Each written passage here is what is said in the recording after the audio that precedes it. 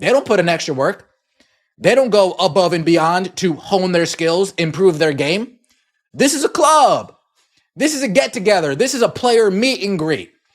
This is a hangout, and the WNBA is just where they choose to hang out.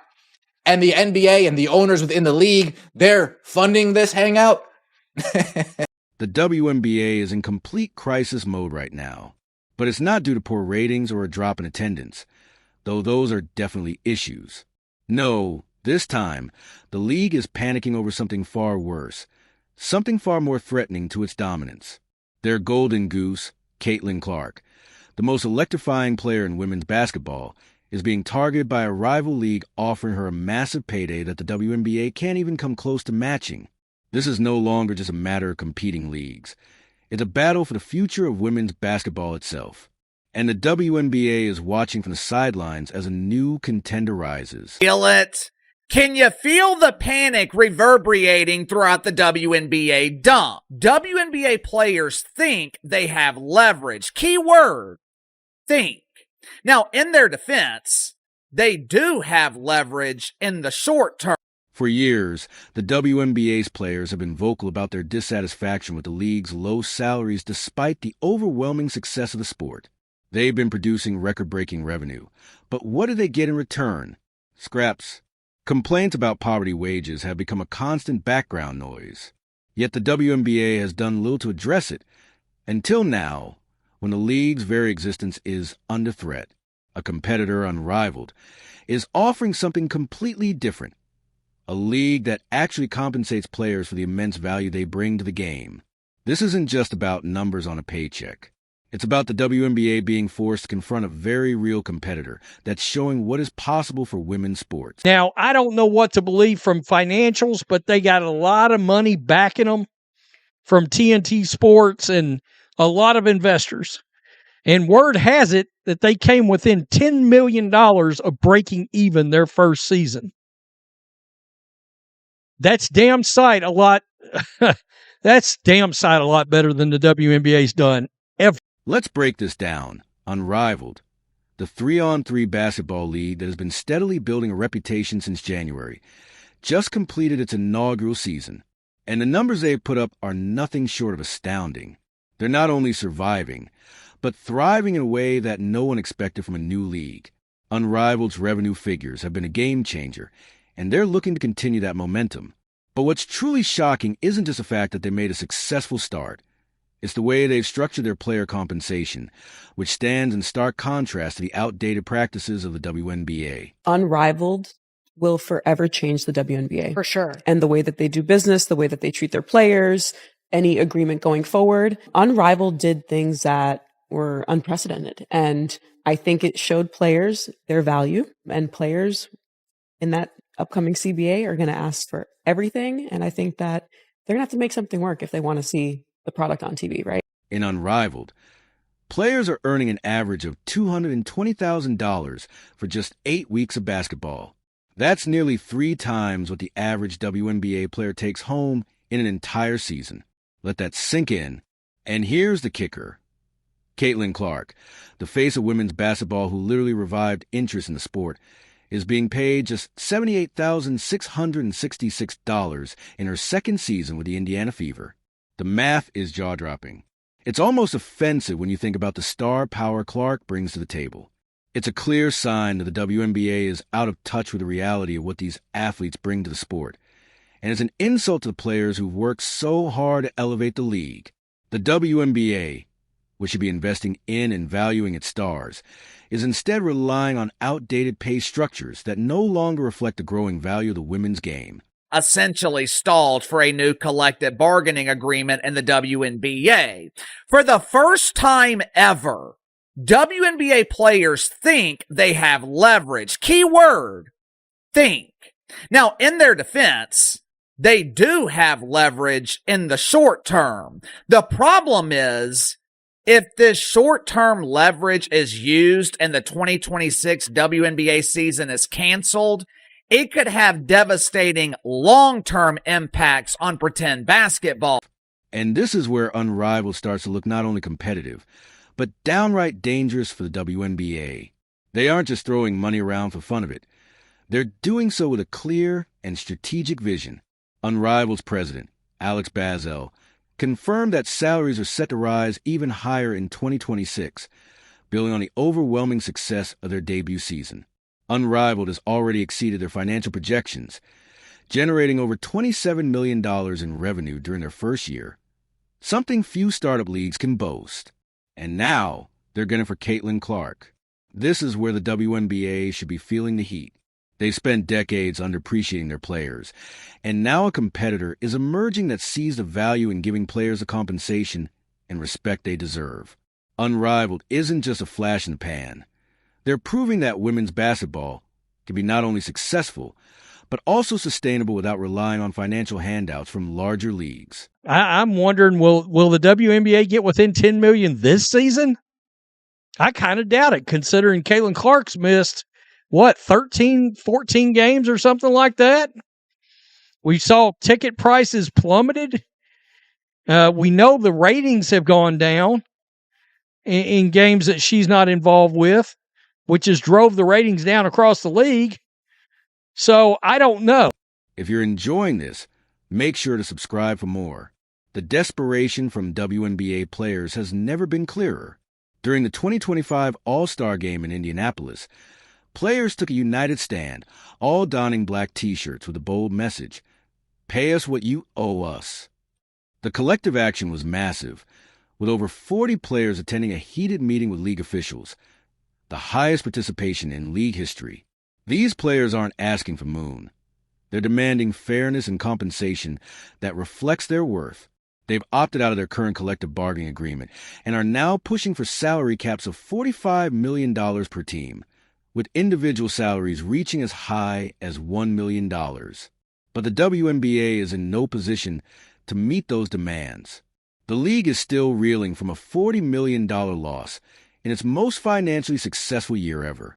In the All-Star Game, wearing "Pay us what you owe us" T-shirts, WNBA players whose salaries are subsidized by the NBA wear T-shirts declaring "Pay us what you owe us."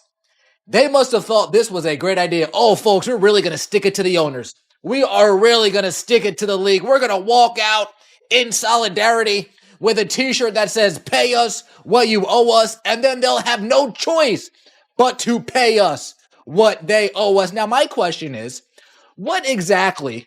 This is exactly the moment Unrivaled has been waiting for.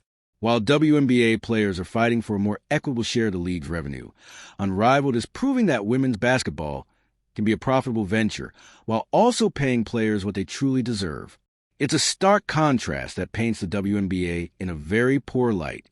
Angel Rhea earned $50,000 for winning the Unrivaled championship, more than two-thirds of her entire WNBA rookie contract. Paige Beckers is set to make $350,000 in her first season with Unrivaled. That's more than her entire 4-year rookie deal in the WNBA. Unrivaled isn't just offering a better paycheck. They're creating a real financial system that works for the players. The WNBA's outdated model, which keeps them mired in deficit spending and underpaid stars, now looks increasingly irrelevant. Is that Paige Becker's 10-week commitment to Unrivaled? 10-week commitment, 10 weeks to Unrivaled. She will make more in that first year than she will in the WNBA, where she's only projected to make $78,000. And I know there's still some haters, some unbelievers mad that women decided to bet on themselves, make this startup that is already putting the foot on the gas, right? Already making the WNBA look bad. I understand that. And they're wondering how they're paying for it. Well, Unrivaled made $1 million in ticket sales this year. Unrivaled made over $1 million in merchandise sales this year. And that's not even counting like the jersey. Now, imagine if Caitlin Clark makes a jump to Unrivaled in 2026. Suddenly, Unrivaled becomes the dominant force in women's basketball, attracting viewers and sponsorship deals at a level the WNBA can only dream of. A player like Caitlin Clark is a proven revenue generator, capable of filling arenas and driving streaming numbers through the roof. But Unrivaled has even bigger plans. They've already hinted at the possibility of expanding from a 3-on-3 format to full 5-on-5 basketball, something that will completely transform the landscape of women's professional sports. Picture Unrivaled 2027, A fully established league featuring Caitlin Clark, Angel Reese, Paige Beckers, and all the other major stars who've had enough of being underpaid by the WNBA. They're playing in NBA arenas, broadcasting on TNT, and earning salaries that reflect the immense value they bring to the game. Meanwhile, the WNBA is left with whatever players couldn't get a better offer from, playing in half-empty arenas with little to no star power.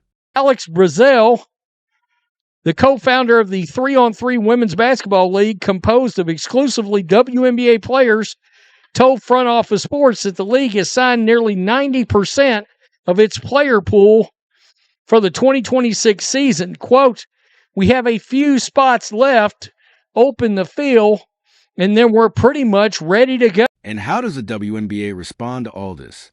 With delusion. Commissioner Kathy Engelberg continues to talk about transformational change and hypergrowth. But the reality is that the league is offering players the same tired revenue-sharing structure that has kept them in financial struggle for nearly 3 decades. It's like watching someone try to extinguish a forest fire with a garden hose, while the fire department sits just outside with the proper tools. The most frustrating part? The WNBA had every opportunity to treat Caitlin Clark like the franchise-changing star she is, but instead, they allowed their own players to tear her down. They let veterans trash her, belittle her popularity, and force her to apologize for bringing attention to the league. This is textbook organizational failure. They turned their biggest asset into a liability because of internal jealousy and poor management. Been telling y'all this. The league doesn't like Unrivaled. I'm tired of going back and forth with people that's no business would want you to work for them and then basically replicate their business and try to make it better and all that type of stuff. No business does that. So it baffles my mind how a lot of y'all sit back and think, oh, the WNBA loves Unrivaled. No, they don't. Meanwhile, Unrivaled is treating their athletes like professionals, and not just in name. They're offering luxury apartments, personal chefs, child care services, recovery facilities, and even sponsored glam rooms. This isn't just about paying players well. It's about creating an environment where they can thrive both on and off the court. The WNBA's idea of player care is offering charter flights, a perk players only received after decades of pushing for better conditions. Unrivaled's model doesn't just support players financially. It supports them holistically, ensuring that they have everything they need to perform at their peak. It continues to show that this league is where people want to be because they treat them right. They're providing the resources for them. They're promoting them the way they should be promoted. And that's what women's basketball players deserve. That's what women deserve. A lot of you may be wondering, well, why can Unrivaled do it and why can't the WNBA do it? The WNBA can do it, but you need to understand can and will and choose to are all different. When you look at the financial situation of the WNBA, the contrast is even more striking. Despite all the talk about growth and popularity, the league is still losing money at an unsustainable rate. The NBA has subsidized the WNBA's losses for nearly 30 years, pouring in hundreds of millions of dollars. Now, the WNBA is asking for 50% revenue sharing, but they only own 42% of the league. The majority control was sold off just to keep the league running. Unrivaled, on the other hand, has raised over $35 million from legitimate investors, secured a $100 million media deal with TNT, and formed major partnerships with global brands like Samsung, Ali Financial, and Miller Lite. They're paying players more than any women's professional sports league in history, and they're doing so without asking the NBA for handouts. Unrivaled is making moves. Unrivaled is making moves, and they making them in a major way, y'all.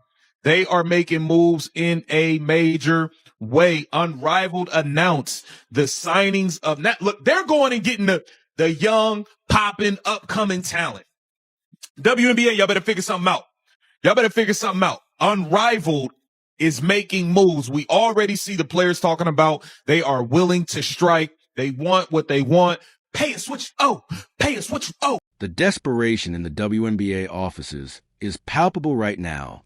The league is watching their best players openly flirt with Unrivaled, a competitor that offers better pay, better treatment, and far better opportunities.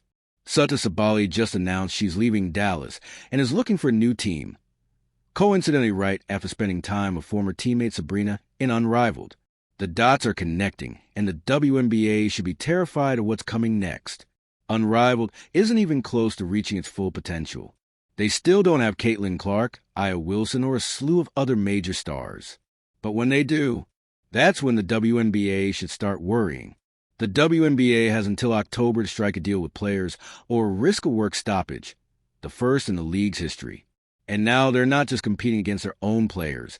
They're competing with a league that's already proven it can do what the WNBA claims is impossible: pay women's basketball players fairly while also making the business profitable. Now, the WNBA has allowed players to play in off-season leagues for however long because they know that they are not paying them high enough salaries. Now, the goal of all the WNBA players, including Nafisa and Stewie, which is why they started Unrivaled, is to be able to pay the players more, give them livable wages, make it so they didn't have to go overseas. And I commend them for that. I think it's fantastic what they did with Unrivaled. Even the WNBA legends are starting to question their own league's approach. During the All-Star game, players wore "Pay us what you owe us" shirts, and the crowd chanted "Pay them," while Commissioner Engelbert was presenting awards. The fans get it, the players get it, and the only ones who don't seem to understand are the executives in charge. Let's not forget the Caitlin Clark factor. The data is undeniable. She is the WNBA's biggest star by far. When she's on the court, Fever games pull in 1.81 million viewers. When she's off, it drops to 847,000, a 53% drop. This should have every WNBA executive scrambling for answers. But instead of capitalizing on her star power, they let their own players tear her down. WNBA is still under this major umbrella of the NBA, and a lot of that affects the way they do things. As long as the WNBA is in this 360 deal with the NBA, you're not going to see them promoting their players, paying their players, all the things that Unrivaled is able to do because they don't have that. And now the irony. Unrivaled was co-founded by two WNBA veterans, Nafisa Collier and Breanna Stewart, who got fed up with the league's excuses and decided to build something better. They didn't wait for permission. They went out, raised capital, and created a league that actually values its players. Unrivaled's future is clear.